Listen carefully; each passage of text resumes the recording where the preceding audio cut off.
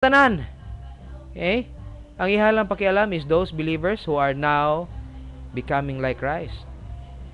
He is not even, wa magay sa ilabot sa mga believers na daan, nga wa kahibaw sa plano sa Dios. Nga sama pa sa gingon sa ato ang nakaila kagahapon.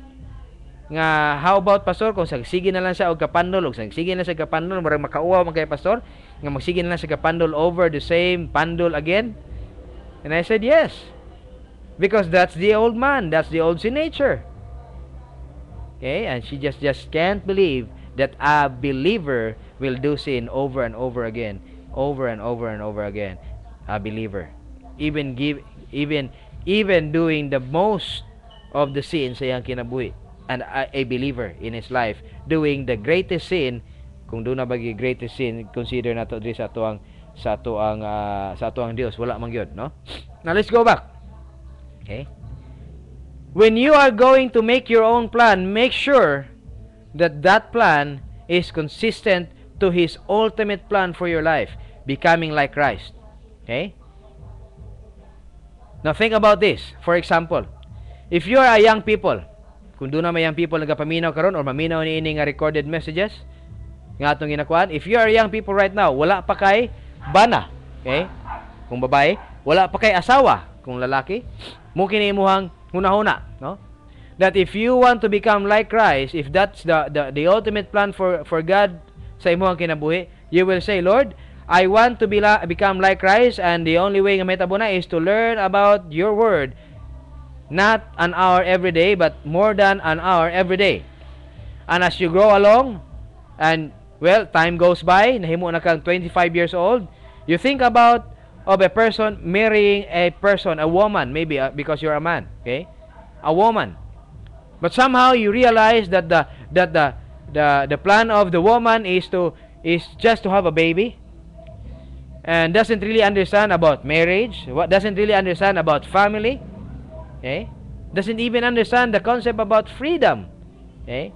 All she wants is to have you as her husband because you are a nice young person, okay? A fulfilled person with a good job or a good business siguro, okay? A very gentle man, and somehow she has fallen sa imuhang pagkamaayo nga tao, okay? Just don't see Christ in you.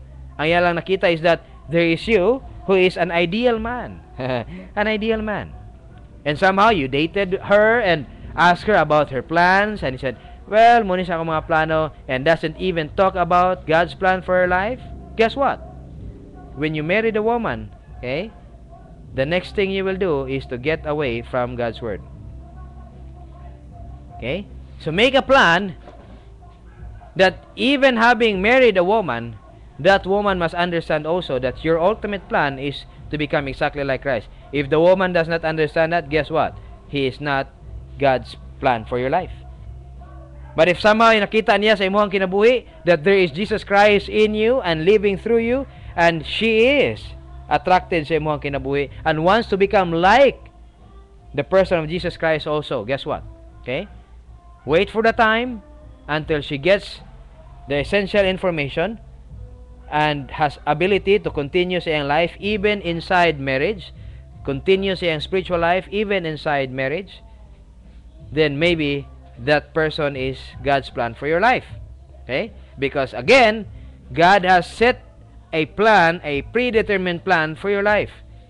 He predestined every believer to become conformed to the image of His Son. If that situation nga nakakaroon is not making you to become exactly like Jesus Christ, guess what? You have to align yourself to God's plan. And I'm not saying, now, for example, I am married right now. In fact, I have 4 children. Does it mean that I will leave my family? Biyaan ako akong asawa o biyaan ako akong mga anak just because I want to become like Jesus Christ? And that's foolishness. Okay? That's foolishness. Even so, God is so gracious that He gives us another time. Okay? It would be very hard para siguro sa amuha because we have to wait for the time when this young boy right here sa amuha tubangan, who is sleeping already, would grow up until 10. Aron mahimo ming sa gitawag na mo ining dili na kayo pressure nga pamathon siya ini kabuntag, ilisan siya aron pa eskwelahon, ini kabuntag pamaton siya kay di pa gani di pa kay siya kabaw unsaon pag adto siya kagalingon sa CR aron malibang nga kinahanglan siya liguon o kung liguon mohilak pa gani kay nga naman masuko siya kay nganong higdaon siya sa higdaanan niya kay ilisan siya.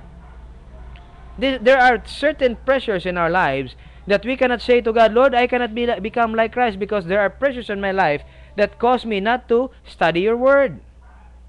Guess what? If you think this morning dili nimo pwede magamit, no, ang time in the morning because of certain task nga kinahanglan nimo buhaton, you can do it at night. O kung patay na ka at night because of so many works for the day, you can do it in the early of the morning. Okay? In the early of the morning. Ingon din sa tawag ini. There is an article nga ako nabasa. Okay? There's an article nga ako nabasa that it is not really about 8 hours, 9 hours, 7 hours, 6 hours a day sleep ang gikinahanglan sa usa ka tawo. Okay? Ang gikinahanglan sa usa ka tawo is the word enough sleep. Unsa man ang word nga enough sleep? Okay? Because sleeping is designed so that ang atong brain could rest. Okay? So that ang atong brain could rest and could somehow make another cells aron katong mga patay nga cells would be regenerated or make a new cell aron nga imong brain makapadayon og lihok. Aron dili maluya imong lawas sunod adlaw. Okay? And without enough sleep, kani siya nga brain would come into a point of kanabang mag-cause siya og kanabang kakapoy from within. Okay? The other cause it stress, but it's not really a stress in terms of psychological stress, but in terms of physiological brain stress nga atong ginatawag. Okay? Ang brain stress tungod kay wala siya nakapahulay, no? So, unsa man ang ginatanaw nato diri? Ang atong ginatanaw dinhi is that there is a time for the brain to sleep. And that time exactly is from 8 o'clock. And when you wake up in the morning around 2 o'clock or 3 o'clock, you have already make for yourself enough sleep. Okay? Enough sleep. Dili na siya kulang. Enough na sa imong brain because kanibang optimum time gikan sa 8 o'clock down to 2 a.m. is the time so that the brain can reproduce another cell. It's an article, no? And I don't know if that is really something because wala pa man nato na compare into other articles. Okay? Kung mulampas ni ana, that's sobra. And when you realize, when you wake up in the morning, sobra di imong tulog, kapoy gihapon. Okay? Kapoy gihapon. But guess what? Pangutan-an ninyo ang mga tiguwang naman po na sila, no? Pero pangutan na sila. Okay? Habang nagkataas ang panahon sa usa ka tawo sa iyang edad nining kalibutan, nabantayan niyo nagkaanam kagamay ang iyang time of sleeping. Because the brain during those times is already what? Growing its oldness. Wala na siya naga-reproduce, nagapaadto na siya going towards kanabang gitawag nato og hantod maabot na gani ang tawo nga sa tawo kana mauli ano na, no? Ngano man because our brain does not need more time to reproduce cell. Dili na anak kadaghan. Okay? Humana ang iyang reproduction. Okay? Humana ang iyang regeneration sa uban nga mga cells, no? Humana. Muna nagkaana magkagamay ang time sa iyang. No, not really. Mubalik siya sa iyang dati. Okay? Sa iyang pagkabata. Okay? Yes. Okay? Muna siya ang mahitabo.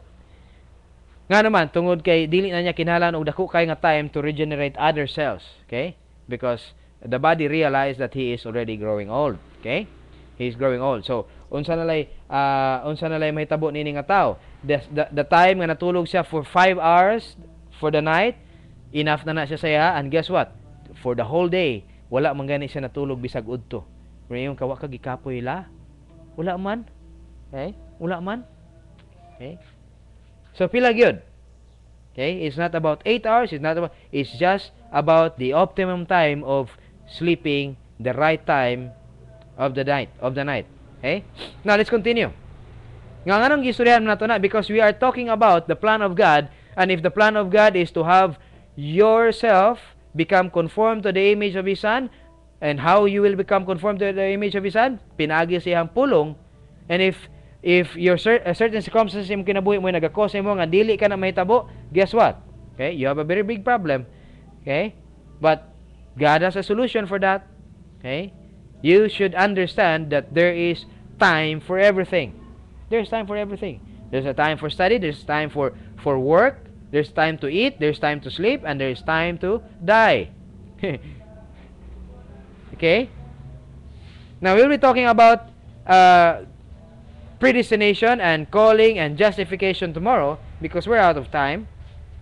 Justification and glorification for believers.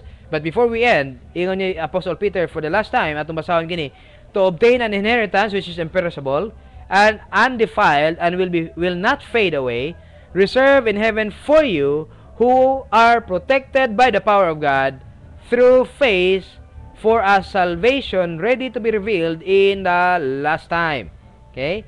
Salvation ready to be revealed in the last time. Okay? God will really protect you. Okay? Do not give protection atong Dios sa imo. If you are positive to His plan, He will protect you until such time this plan will happen to your life. Okay? That's the power of God, and He will set you all the way through until the last time He will reveal His salvation. Talking about the third part of the salvation, glorification process. Okay? Glorification process. So we're out of time. If you have problems about any nga mga teachings, you can call me or send me an email. Those who are listening through recorded messages, akong i-cite kaninyo usab ang ato ang email, Roland Barro, ROLANDBARRO @bhgm.org. Okay? And cell phone number is 0920-885-4436. Maybe you have something to think about or ask about or anything nga imuhang ginahuna nga nobody have answered you in a manner nga consistent sa imuhang gina-expect nga answer. Of course, you are expecting an answer, okay? And somehow dili siya mo stand and you are searching other person that would might have provide you an answer para nini. You can call me or text or email through our or chat me sa ato ang chat function diya sa Facebook. Okay? So ato i-close ang ato ang pagtuon karon, and thank God because for the last time wala na naputol ato ang recording. We will stop recording from now.